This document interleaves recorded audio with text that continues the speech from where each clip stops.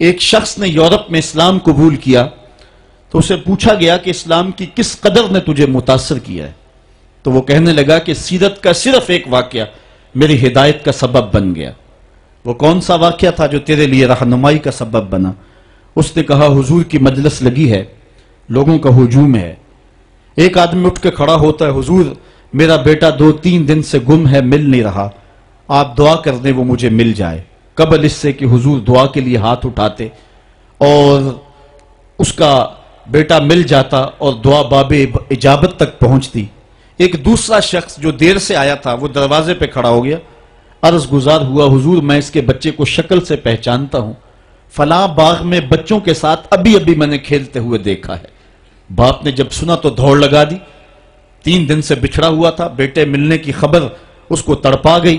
حضور علیہ السلام نے فرمایا اسے بلاؤ، بلایا گیا، فرمایا بہت جلد ہے؟ جی حضور آپ جانتے ہیں کہ ایک باپ کے جذبات کیا ہوتے ہیں، بیٹا بچھڑا ہے، 3 دن گزر رہے ہیں، الگ تڑپ رہا ہوں، اس کی ماں بے چین ہے، 3 دن سے کچھ کھایا نہیں، کچھ پیا نہیں، میں چاہتا ہوں بہت جلد جا کے اپنی آنکھوں کو ٹھنڈا کروں اور اس کی ممتا تک اس کے بیٹے کو بھی پہنچاؤں تاکہ اس کے دکھوں کو بھی قرار ملے۔ فرمایا ضرور جاؤ، تمہارے جذبات سے اچھی طرح آگاہ ہوں، لیکن تمہیں بلانے کا بھی ایک مقصد تھا، اور وہ یہ کہ جب تم اس باغ کے کنارے جاؤ اور بچوں کے ساتھ بچے کو کھیلتا ہوا دیکھو تو اس کو بیٹا کہہ کے آواز نہ دینا، بلکہ جو نام رکھا ہے اس نام سے پکارنا۔ عرض کی حضور میرا بیٹا ہے، اگر بیٹا کہہ کے پکاروں گا تو حرج بھی کیا ہے؟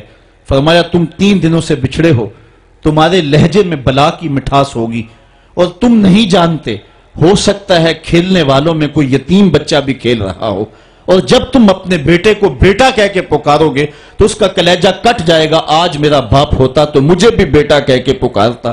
فرمایا یہ شوق گھر جا کے پورا کر لینا، لیکن جب بچے اکٹھے کھیل رہے ہوں تو وہاں اپنے بیٹے کو بیٹا کہہ کے نہیں، اس کے نام سے پکارنا ہے۔ یہ اسلام کا دیا ہوا مزاج ہے۔ بیوہ کے سامنے اپنی بیوی سے پیار نہ کرو، غریب کے سامنے اپنی دولت کی نمائش نہ کرو، بلکہ حضور نے یہاں تک فرمایا اپنے گوشت کی خوشبو سے غریب ہمسائے کو تکلیف نہ دو، یا تو تھوڑا سا پانی زیادہ ڈال لو اور شوربے کی ایک پیالی غریب ہمسایوں کے گھر بھی بیچ دو، اور اگر ایسا نہیں کر سکتے تو ایسے زاویے میں ایسے وقت میں کھانا پکاؤ جب غریب کے بچے سو چکے ہوں، چونکہ اگر غریب کے بچوں نے ضد کر لی اور غریب استطاعت نہ رکھتا ہوا ان کی ضد پوری کرنے کی تو بتاؤ ان بلکتے ہوئے بچوں کو چپ کون کروائے گا؟ ان کے بہتے ہوئے آنسوں کو کون پوچھے گا؟ وہ کیا کسی نے کہا تھا دوپہر کو سلا دیتی ہے بچوں کو وہ اس ڈر سے گلی میں پھر کھلونے بیچنے والا نہ آ جائے۔ ہمیں اسلام نے یہ تعلیم دی ہے، دکھیوں کی نزاکت قلبیہ کا اتنا خیال، اتنا لحاظ، یہ ایک پیغمبر کی زندگی ہوتی۔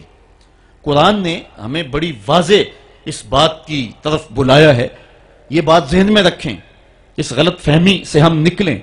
مسئلہ غریب کی مدد کا نہیں ہے، مسئلہ غریب کی عزت نفس کا ہے، یتیم کی دل جوئی کا مسئلہ ہے۔ قرآن مجید میں اٹھائیں، اللہ تعالیٰ ارشاد فرماتا ہے یہ وہ بد نصیب لوگ ہیں کہ جو یتیموں کو دھکے دیتے ہیں، اور دوسرے مقام پہ ارشاد فرمایا کہ کلا بل لا تکرمون الیتیم، یہ یتیم کی تکریم نہیں کرتے۔ یتیم کو کھانا دینا اور بات ہے، اس کی تکریم اور اس کی عزت کے ساتھ اس کو کھانا دینا یہ اور بات ہے۔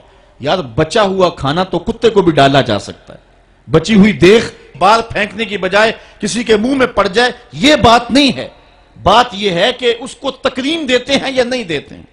یہ جو عید کے موقع پہ غریبوں کو لائن میں کھڑا کر کے عید پیکج دے رہے ہوتے ہیں اور 10 اخبارات کے اندر تصویریں چھپتی ہیں اور بندہ اپنی اس نفسانی تسکین کو روحانی تسکین سمجھ رہا ہوتا ہے کہ وہ سمجھتا ہے کہ میں بہت نیکی کا کام کر رہا ہوں، بہت بڑا سماجی کارکن ہوں۔ ذرا غور کرے کہ اس نے غریبوں کی غربت کا مذاق تو نہیں اڑایا؟